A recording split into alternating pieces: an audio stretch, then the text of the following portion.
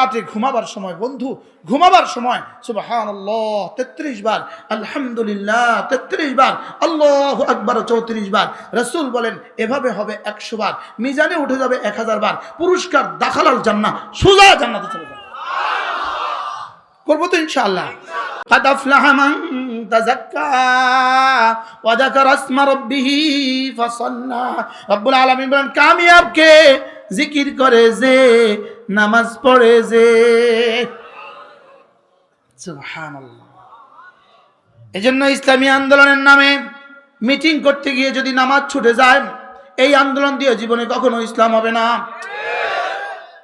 করো আন্দোলন, করো মিছিল, করো মিটিং, লেকিন প্রত্যেকটা সদস্যের নামাজ নিশ্চিত করো।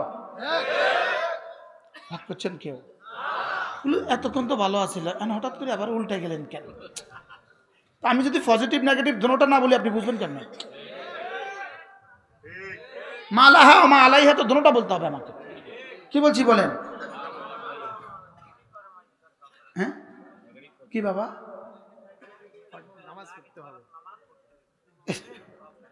নেগেটিভ মিটিং করো আর যা করো, নামাজ ঠিক করতে হবে। কি বলছি বলেন? আবার বলেন কি ঠিক করতে হবে বলেন? আরো করে বলেন কি ঠিক করতে হবে? শুধু জোহর ঠিক করবো না ফজরও ঠিক করবো? এই জন্য বড় চ্যালেঞ্জ হবে, বড় চ্যালেঞ্জ হবে আগামী নির্বাচন, বড় চ্যালেঞ্জ হবে দেশের জন্য।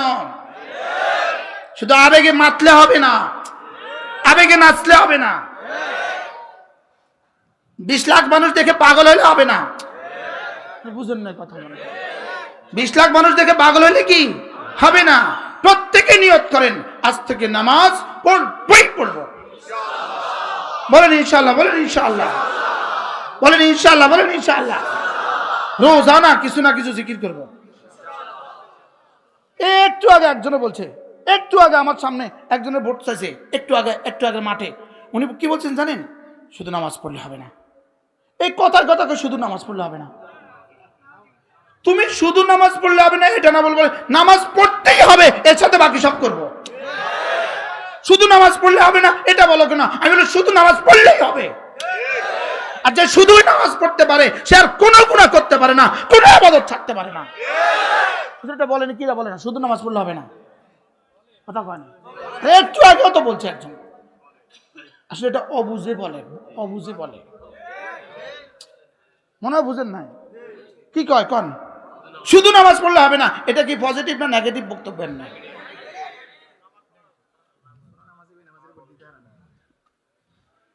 আমি বলবো শুধু নামাজ পড়লে হবে না এটা বলবেন না, বলতে হবে আমাকে নামাজও পড়তে হবে, এর সাথে সব করতে হবে। এটা হবে পজিটিভ, এটা হবে কি বলেন? শুধু নামাজ পড়লে হবে না। আবার কয় না, এই কথা ঠিক নয়। শুধু নামাজ পড়লে হবে না, এই বাক্যটা ঠিক নয়। আল্লাহ কয় শুধু নামাজ পড়লেই হবে।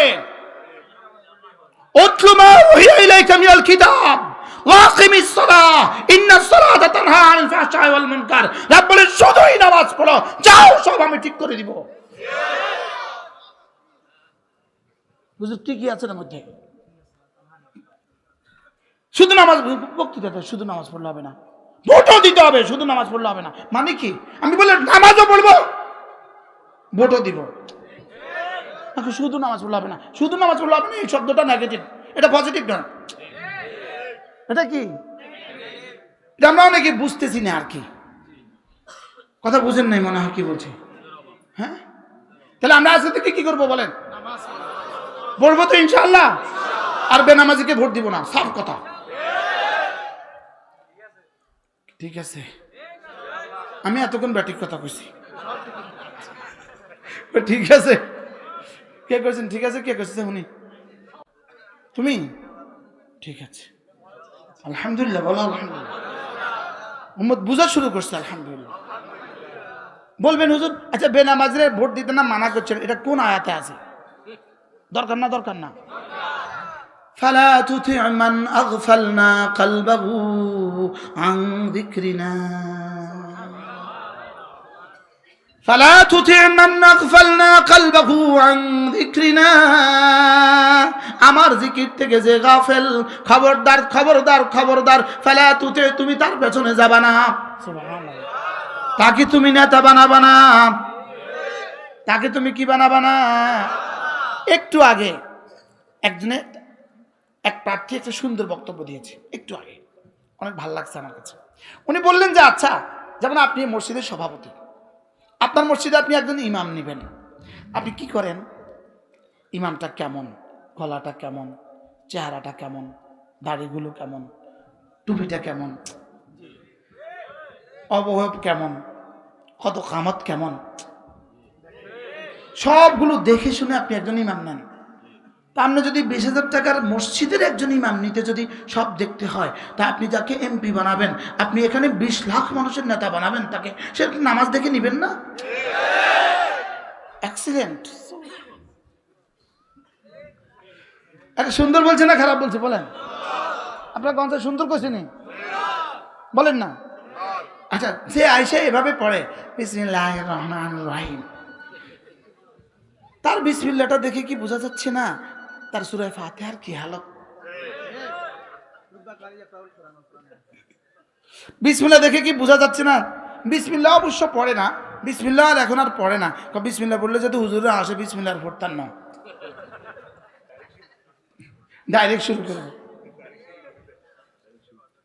কি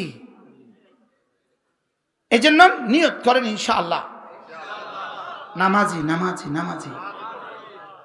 কাকে বন্ধু বানাবো? আল্লাহ বলেন কাকে বন্ধু বানাবো? নামাজিকে বন্ধু বানাবো, জিকিরওয়ালাকে বন্ধু বানাবো, কোরআনওয়ালাকে বন্ধু বানাবো, যে ইসলামের পক্ষে কথা বলে তাকে বন্ধু বানাবো।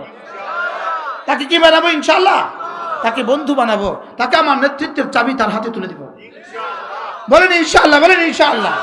আল্লাহ আমাদের সকলকে কথাগুলো বোঝা মানা সহজ করে দেন, সকলে বলি আমিন। আল্লাহ তাআলা এই মাদ্রাসাকে কবুল করেন। হ্যাঁ, আমি তো পারি নাই আপনাদের সামনে বলতে, কাদ আফলাহা মান তাযাক্কা ওয়া যাকারা ইসমা রাব্বিহি ফাসাল্লা। আল্লাহ আমাদের সকলকে, প্রত্যেকে নিয়ত করো বন্ধু, যখন বিয়ে করবা দিন দেখে বিয়ে করবা। এবার যখন সন্তান হবে, সন্তানকে দিন শিখাবো। বলেন ইনশাআল্লাহ, আর যদি বলেন ইনশাআল্লাহ। জোয়ানরা যদি কখনো সুযোগ হয় তাবলীগে যাবা। এবার আসতে কইছি ইনশাআল্লাহ। যদি কখনো সুযোগ হয় কোথায় যাবেন বলেন? যদি কখনো সুযোগ হয় তাবলীগে যাবেন, যদি কখনো সুযোগ হয় হক্কানি রব্বানি কোনো আল্লাহওয়ালাদের মজলিসে যাবেন। প্রত্যেক ইংরেজি মাসের প্রথম শুক্রবার নোয়াখালী জেলা জামে মসজিদ মাইজদি জিকিরের মজলিস হয়, আমি আসি প্রত্যেক ইংরেজি মাসের প্রথম শুক্রবার। প্রত্যেক ইংরেজি মাসের দ্বিতীয় শুক্রবার লক্ষ্মীপুর আমি যাই। প্রত্যেক ইংরেজি মাসের তৃতীয় শুক্রবার ঢাকা। প্রত্যেক ইংরেজি মাসের তৃতীয় শনিবার সিলেট। প্রত্যেক ইংরেজি মাসের শেষ শনিবার কুমিল্লা। প্রত্যেক ইংরেজি মাসের চতুর্থ রবিবার হাটাদারি। প্রত্যেক ইংরেজি মাসের পঞ্চম রবিবার ঢাকা আর চিটাগং জমিয়তুল ফালা মসজিদ। যার যেখানে সুযোগ হয় শরীক হবেন। বলেন ইনশাআল্লাহ, বলেন। আরে জীবন তো একটা, দিয়ে দিয়েছি রব্বে করিমকে। এটা কাকে দিয়ে দিয়েছি? রব্বানা তাকাব্বাল মিন্না ইন্নাকা আনতাস সামিউল আলিম। রব, এটা আপনাকে দিয়ে দিয়েছি, আপনি দয়া করে কবুল করেন। যে জীবনের নামাজ নাই, যে জীবনের নামাজ নাই, যে জীবনের জিকির নাই, আল্লাহর কসম এটা কোনো জীবন না। বলো কি বলছি, বলো বলো। নামাজ নাই, জিকির নাই, বলো এ জীবন জীবন না। It is like a dog. কও ইংরেজি কও। As like a DOG খায় ঘুমায় বাচ্চা দেয়, বেনামাজি খায় ঘুমায় বাচ্চা দেয়। আমাদের এক বিশ্ববিখ্যাত বুজুর্গ ছিলেন, নোয়াখালীর মানুষ ছিলেন, হযরত মাওলানা হাবিবুল্লাহ মিসবাহ রাহমাহুল্লাহ তাআলা। তিনি একবার হাটহাজারী আল আমিন সংস্থার বয়ানে তিনি বলছিলেন, এই বলো তো দেখি চিটাঙ্গের গরু ঘুম থেকে কয়টা উঠে? তো কেউ আবেগে কয়টা 8টায়, কেউ 10টায়। হুজুর বলতেছে না না, গরুর ঘুম থেকে উঠার কোনো টাইম টেবিল নাই। বলেন গরুর ঘুম থেকে উঠার কি নাই বলেন? তো গরুর যেমন ঘুম থেকে উঠার টাইম টেবিল নাই, বেনামাজিরও ঘুম থেকে উঠার টাইম টেবিল নাই। এবার বুঝছে ভালো। গরু ঘুম থেকে উঠে দুই প্রয়োজনে। হুজুর বলেন যে গরুর ঘুম থেকে উঠে দুই প্রয়োজনে, আউটের প্রয়োজনে আর ইনের প্রয়োজনে। কি?